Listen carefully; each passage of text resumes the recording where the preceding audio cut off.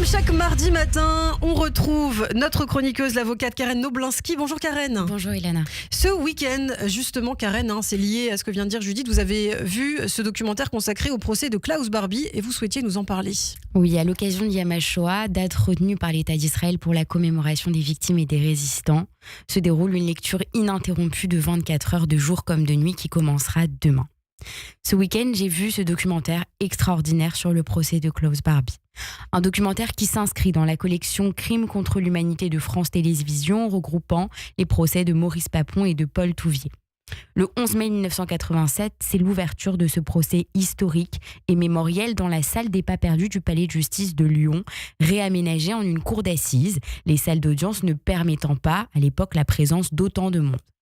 Il y a 74 ans, l'homme qui est jugé, c'est donc Klaus Barbie, ancien chef de la Gestapo, surnommé le boucher de Lyon, responsable notamment des rafles de la rue Sainte-Catherine, dont Jean Moulin faisait partie, de la rafle des 44 enfants d'Isieux et de l'envoi du dernier convoi en déportation le 11 août 1944.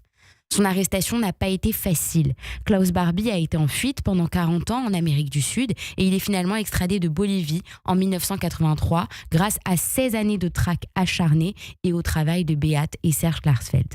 Le procès Barbie est un procès historique. Pour la première fois, le garde des Sceaux Robert Badinter autorisait la captation du procès, dans une volonté de transmettre l'histoire et la mémoire de la Shoah. On lui doit ces 140 heures de captation, la parole des rescapés captée pour l'éternité.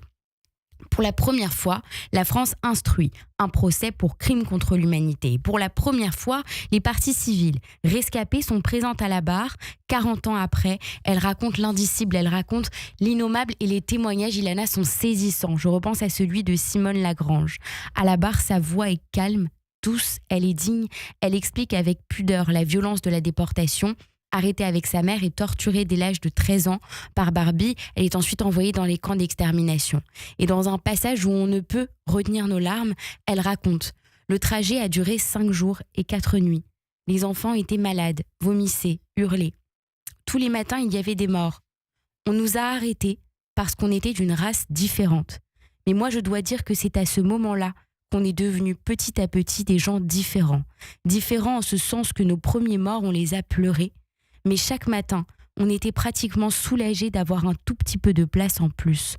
On entassait ces morts comme ça, au fond, pour avoir un peu plus d'air. C'est terrible à dire maintenant, vous savez, mais c'était pourtant vrai. C'était, si vous voulez, le commencement de la fin.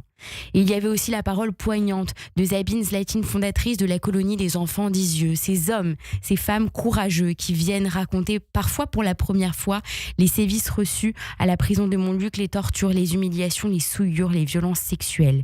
Et puis on y voit aussi ce banc d'avocats des parties civiles extraordinaires, ses confrères d'exception, notamment Alain Jakubowicz, Serge Klarsfeld, Maître Zimmermann, le bâtonnier Charrière. On voit leurs larmes. 40 ans après, on voit combien ce procès les a marqués.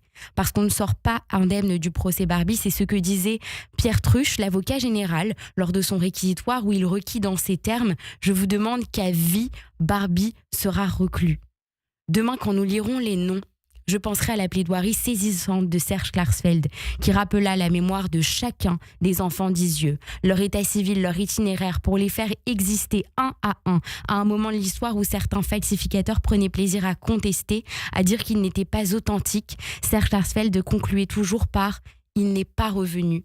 Samy, Max, Otto et tous les autres, demain je penserai à eux. Ce documentaire, il doit être visionné par tous, partout dans les écoles de France. Merci beaucoup Karen Noblinski, effectivement, excellent documentaire à voir sur France Télévisions. Merci et je vous dis à très bientôt. Merci.